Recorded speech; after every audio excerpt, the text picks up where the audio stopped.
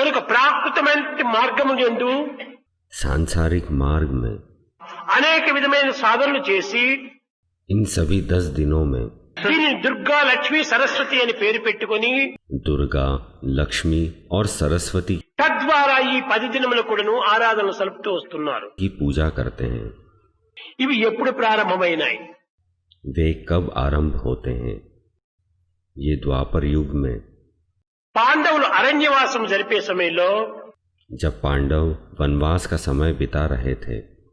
13 సంవత్సరము జరిగి 14వ సంవత్సరంలో 14वें वर्ष में 13 वर्ष पूर्ण करने के बाद అజ్ఞాతవాసము చేసేప్పుడు जब वे अज्ञातवास में थे, వాళ్ళ ఆయుధములంతా కూడా ఎక్కడో దాచిపోవాలి.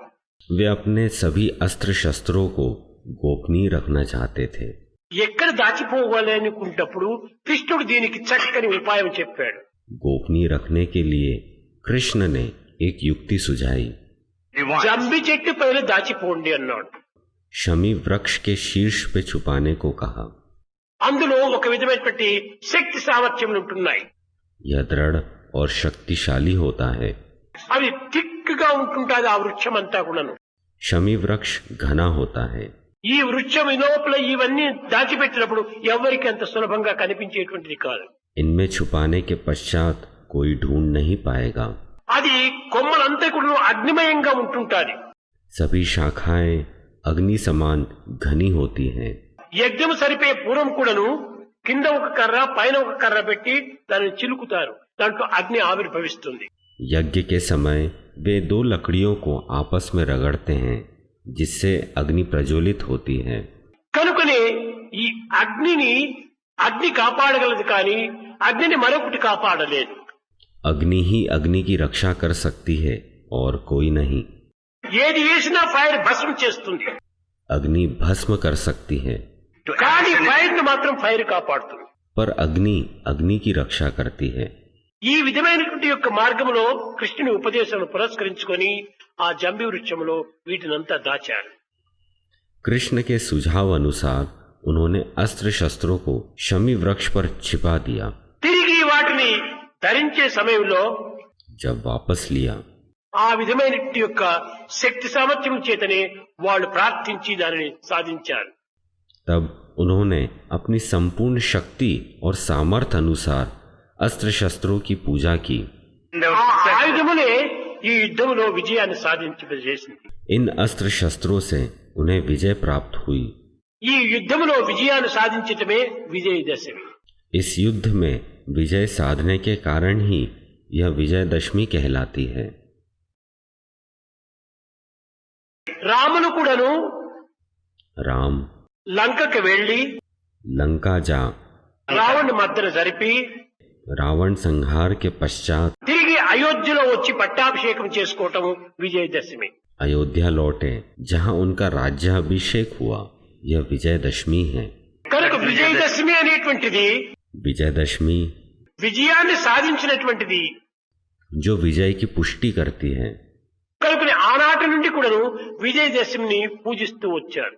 उस समय से विजयदशमी पवित्र है और पूजी जाती है.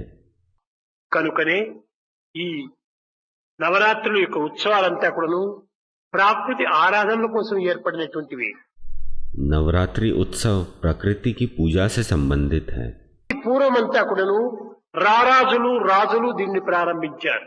पूर्व समय में राजाओं महाराजाओं इस तरह की पूजा करते थे, ఎందుకంటే ఇది మంచి సమయము. क्योंकि यह एक सही समय होता है. ఎక్కువ వర్షాలు లేకుండా, न ही घनघोर वर्षा, ఎక్కువ ఎండలు లేకుండా, శీతోష్ణములు సమంగా ఉండేటువంటి సమయము. गर्मी और ठंड एक समान होती है. యుద్ధాలకు మంచి అవకాశము. युद्ध के लिए अनुकूल स्थिति होती है. కనుక దీనిని ప్రాకృతి యొక్క శక్తులను ఆరాధన సలిపి प्राकृतिक शक्तियों की पूजा कर విజయాన్ని ఆశించి विजय की आशा कर యుద్ధంలో ప్రవేశించేటువంటి దానికోసమని రాజులు ఈ యొక్క నవరాత్రులను ప్రారంభిస్తూ వచ్చారు. युद्ध की तैयारी के साथ पूजा करते हैं. ఈ నవరాత్రులకు మరొక అర్థం కూడా ఉంటుండాలి. नवरात्रि का एक और अर्थ है. నవగ్రహముల యొక్క విజయాన్ని మనం చేతిలో సాధించాలి. नवग्रहों पर विजय का प्रयास करना।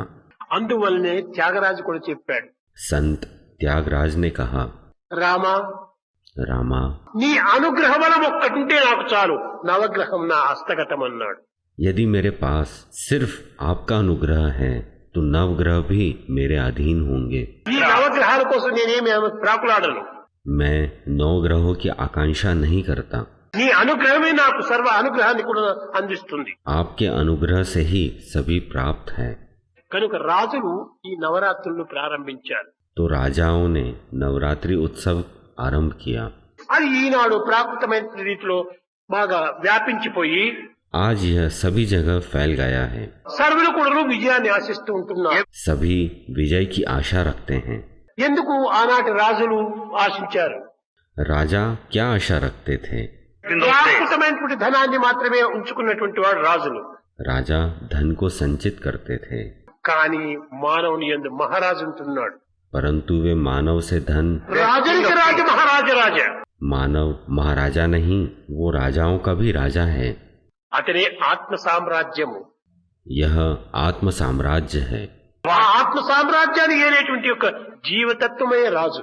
हमें अपने भीतर आत्म साम्राज्य की संप्रभुता को साधना चाहिए। కనుకనే ఆ కింగ్డమ్ లోపల ఒక కింగ్ కావాలి. पर इस साम्राज्य के लिए हमें एक राजा की आवश्यकता है। కింగే లేకపోతే కింగ్డమ్ ఎక్కడ వస్తుంది? अगर राजा नहीं तो साम्राज्य का अस्तित्व संभव नहीं है। కాబట్టి ఇదంతా కూడా ఆత్మ సామ్రాజ్యం, ఇది కింగ్డమ్. यह आत्म साम्राज्य, జీవుడే కింగ్. जीव राजा है। కాబట్టి కింగ్ అయినటువంటి ఈ జీవుడు పశువుగా మారిపోతే ఇంకా కింగ్డమ్ ఎక్కడ ఉంటుంటాడు? यह जीव जानवर बन जाए तो साम्राज्य संभव नहीं। కనుక నీవు రాజునికి రాజు, तुम राजाओं के राजा हो, ఆ భావాన్ని ఉంచుకోవాలి. ऐसी पवित्र भावना रखो। దీనిని పురస్కరించుకునే వేదాంతము బ్రహ్మవిద్ బ్రహ్మైవ భవతి. वेदांतों की शिक्षा है ब्रह्मविद ब्रह्म भवति। నీవు ఆ రాజు అయినప్పుడు ఈ రాజ్యమంతా కూడా నువ్వు రాజుగానే రూపొందుతావు. जब आप राजा हैं तो साम्राज्य पर शासन कर सकते हैं। బ్రహ్మతత్వాన్ని తెలుసుకున్నవాడు బ్రహ్మనే అయిపోతాడు. जो ब्रह्म तत्व को जानता है वह ब्रह्म बन सकता है। దేవుని గుర్తించిన వాడు వాడు కూడా భగవంతుడే అయిపోతాడు. जो भगवान को जानता है वह भगवान बन जाता है।